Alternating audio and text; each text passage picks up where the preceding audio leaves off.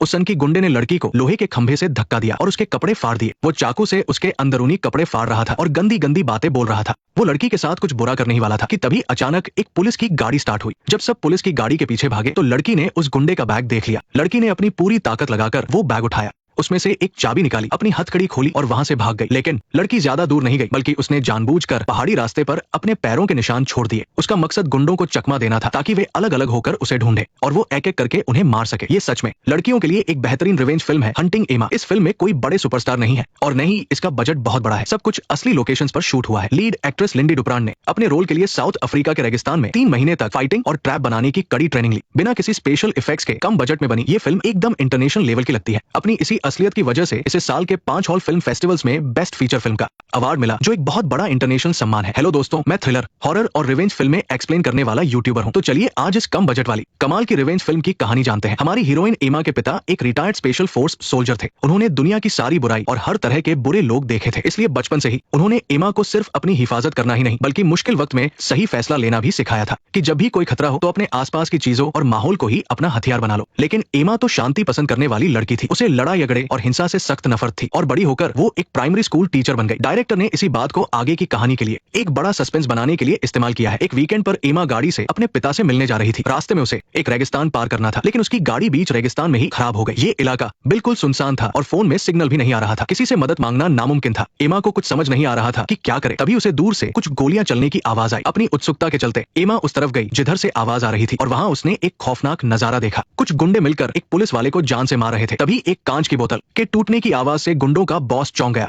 एमा ज्यादा दूर भाग भी नहीं पाई थी कि उसे पकड़ लिया गया। एमा ने उन्हें पुलिस वाले को मारते हुए देख लिया था, इसलिए गुंडे उसे जिंदा नहीं छोड़ने वाले थे। वैसे तो वो एक गोली मारकर एमा जैसी चश्मदीद गवाह का काम तमाम कर सकते थे, लेकिन उनमें से एक करली बालों वाले गुंडे की नीयत एमा पर खराब हो गई। वो उसके साथ गलत काम करना चाहता था, लेकिन उन्होंने इस बात पर ध्यान ही नहीं दिया कि वो पुलिस वाला अभी तक मरा नहीं था। ये सारे गुंडे ड्रग्स तस्कर थे। अगर वो पुलिस वाला वहां से भाग जाता तो इन सबको पूरी जिंदगी जेल में सड़ना पड़ता। पुलिस की गाड़ी को दूर जाता देख कार्ल ने तुरंत अपनी स्नाइपर राइफल निकाली और भागते हुए पुलिस वाले को वही ढेर कर दिया। और इसी बीच एमा ने करली बालों वाले के बैग से हथकड़ी की चाबी निकाल ली थी और साथ ही उसका गिरा हुआ चाकू भी उठा लिया था। यही चाकू आगे चलकर उस करली बालों वाले गुंडे की जान लेने वाला था। जब वो गुंडा वापस लौटा तो एमा वहां से गायब हो चुकी थी। अगर एमा वहां से भाग जाती तो उनके लिए बहुत बड़ी मुसीबत खड़ी हो जाती। एमा को पकड़ने के लिए उन सब ने एक एक वॉकी टॉकी लिया और उसे ढूंढने निकल पड़े। जल्द ही 2 गुंडों को एमा की खराब गाड़ी मिल गई। उन्हें न सिर्फ गाड़ी में एमा का ID कार्ड मिला बल्कि एमा के पैरों के निशान भी मिल गए। लेकिन जब वे उन निशानों का पीछा करते हुए कुछ दूर गए तो उनके होश उड़ गए। वहां 3 अलग अलग रास्तों पर एमा के पैरों के निशान थे। असल में एमा ज्यादा दूर नहीं गई थी। उसे पता था कि इस बड़े से रेगिस्तान में बिना किसी गाड़ी के वो बाहर नहीं निकल सकती। वो सन की गुंडा और उसके साथी जरूर उसका पीछा करेंगे। जिंदा बचने का सिर्फ एक ही तरीका था कि वो उन सबको एक एक करके मार दे। उन्हें अलग अलग बांटने के लिए एमा ने जानबूझकर 3 अलग अलग रास्तों पर अपने पैरों के निशान छोड़ दिए थे। गुंडे समझ ही नहीं पाए कि एमा किस तरफ गई है, इसलिए वे 3 गुटों में बंट गए और यही तो एमा चाहती थी। उन बेवकूफों को जरा भी अंदाजा नहीं था कि वे खुद अपनी मौत की तरफ बढ़ रहे हैं। जल्द ही उस करली बालों वाले गुंडे को एमा का सुराग मिल गया। उसने अपने साथी से कहा कि वो अभी बाकी लोगों को न बताए। वो खुद एमा को मजा चखाना चाहता था। उसने अपने साथी को वही रुकने के लिए कहा। साफ था कि इस ठरकी गुंडे की नीयत अभी भी खराब थी। उसे नहीं पता था कि उसकी ये ठरक उसे बहुत भारी पड़ने वाली है। एमा जो वहां पानी पी रही थी, उसे जरा भी अंदाजा नहीं था कि वो गुंडा उसके ठीक पीछे आ चुका है। एमा उसके सामने गिड़गिड़ा रही थी कि वो उसे जाने दे, लेकिन वो गुंडा और ज्यादा एक्साइटेड हो गया। एमा की इस बात पर उस गुंडे को गुस्सा भी आया और हंसी भी छूट गई। जब वो एमा के साथ जबरदस्ती करने की कोशिश कर रहा था, तभी एमा ने अचानक चाकू निकाला और जोर से उसकी कमर में घूम दिया। वो ठरकी गुंडा वहीं पर ढेर हो गया। ये एमा का पहला असली पलटवार था और इस फिल्म का सबसे जबरदस्त टर्निंग पॉइंट भी। एमा के आसपास का पूरा नजारा अब लाल रंग में बदल गया था। डायरेक्टर ने इस लाल रंग के जरिए एमा के उस दबे हुए गुस्से और निराशा को बाहर आते हुए दिखाया है। अब लाल रंग का मतलब डर नहीं बल्कि उसके जागने का संकेत था। इस पल से एमा अब कोई कमजोर शिकार नहीं थी। वो एक लाचार लड़की से एक खतरनाक और पलटवार करने वाली शेरनी बन चुकी थी। और इसी बीच उस करली बालों वाले के साथी को दूर से कुछ गड़बड़ लगी। उसे सिर्फ एमा दिखाई दे रही थी, करली बालों वाला नहीं। उसने वॉकी टॉकी पर उसे आवाज दी, लेकिन कोई जवाब नहीं मिला। बॉस समझ गया था कि दाल में कुछ काला है। उसने सबको वहां पहुंचने के लिए कहा, लेकिन वॉकी टॉकी पर हो रही उनकी ये सारी बातें एमा बिल्कुल साफ साफ सुन रही थी। एमा ने वो वॉकी टॉकी अपने पास रख लिया था। एमा के लिए ये महज एक वॉकी टॉकी नहीं था बल्कि उन गुंडों का सफाया करने का एक अहम हथियार था। जल्द ही एमा एक पहाड़ी चट्टान के नीचे पहुंची। उसने बस एक नजर अपने आसपास की जगह को देखा और तुरंत गुंडों को मारने का एक प्लान बना लिया। उसने सबसे पहले वॉकी टॉकी पर जानबूझकर उन गुंडों को भड़काना शुरू कर दिया। गुस्से में बौखलाए हुए वे गुंडे उसका पीछा करते हुए अपना सारा होशवास और सोचने समझने की ताकत खो बैठेंगे और फिर एक छोटा सा जाल भी उन गुंडों की जान लेने के लिए काफी होगा। अपना काम पूरा करके एमा उस चट्टान के ऊपर चढ़ गई और शांति से गुंडों का इंतजार करने लगी। अचानक कुछ ही मिनटों के बाद करली बालों वाले का वो साथी उस चट्टान के नीचे आ पहुंचा, लेकिन वो आदमी पत्थर लगने से सिर्फ बेहोश हुआ था। जैसे ही एमा उसके करीब गई, उसने पीछे से हमला कर दिया। बिल्कुल सही समय पर एमा के हाथ में जमीन पर पड़ी वो बंदूक आ गई।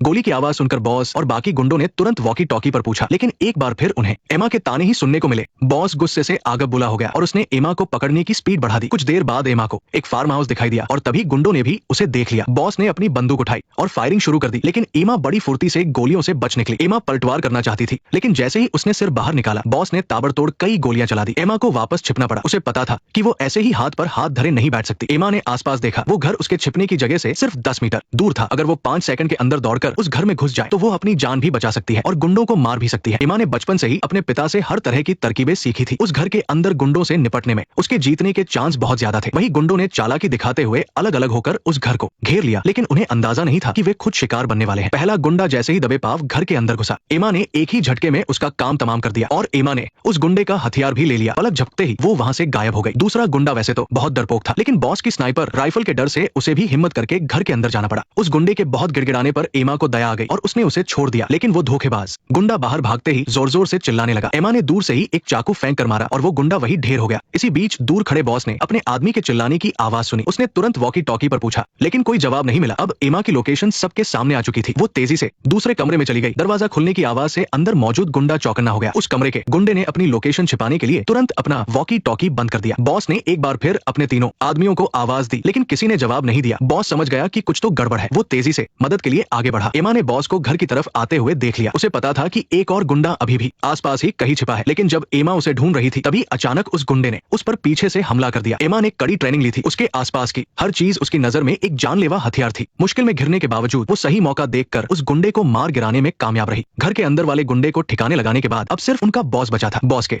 हाथों में तनी हुई बंदूक के सामने एमा सीधे तौर पर नहीं लड़ सकती थी। चालाकी से ही वो उसे मार सकती थी। एमा ने जानबूझकर बॉस का मजाक उड़ाया। जाहिर है उसे भड़काने का ये तरीका बहुत काम आया। बॉस ने अपनी स्नाइपर राइफल फेंक दी और एमा के साथ आमने सामने की टक्कर लेने का फैसला किया। तभी अचानक एक गोली चली और बॉस की आंखें खुली की खुली रह गई और वो मारा गया। ये फिल्म यही खत्म हो जाती है। कम बजट की इस फिल्म में कोई बहुत बड़े स्पेशल इफेक्ट्स नहीं है, बल्कि ये रेगिस्तान में जिंदा बचने की एक असली कहानी के जरिए इंसानों की दरिंदगी को दिखाती है। एमा जो एक बहुत ही शांत स्वभाव वाली प्राइमरी स्कूल टीचर थी और जिसे हिंसा से नफरत थी, मुश्किल वक्त में उसके पिता की दी हुई ट्रेनिंग उसके अंदर के फाइटर को जगा देती है। गुंडों की बदतमीजी और जानलेवा हमलों के सामने वो सिर्फ भागती नहीं रही, बल्कि उसने बड़ी समझदारी से जाल बिछाया और अपनी अक्ल और हिम्मत से उन गुंडों को मार गिराया। ये फिल्म हमें सिखाती है कि खतरा कभी भी हमारी अच्छाई देखकर हमसे दूर नहीं जाता। असली सुरक्षा हमेशा हमारे अपने हाथों में होती है। बुरे वक्त में शांत दिमाग और तुरंत सही फैसला लेने की ताकत रोने धोने से कहीं ज्यादा काम आती है। ये फिल्म हर लड़की को ये भी बताती है कि हमेशा कमजोर और दबी हुई मत रहो। जब भी कोई बुरा वक्त आए तो अपने हथियार को मजबूती से पकड़ो। पलटवार करने की हिम्मत से ही तुम अपनी जान और इज्जत की हिफाजत कर सकती हो। मुश्किल वक्त कोई अंत नहीं है, बल्कि तुम्हारी जागी हुई हिम्मत ही हर परेशानी से बाहर निकलने का इकलौता रास्ता है। नेक्स्ट पार्ट देखने के लिए वीडियो को लाइक करो।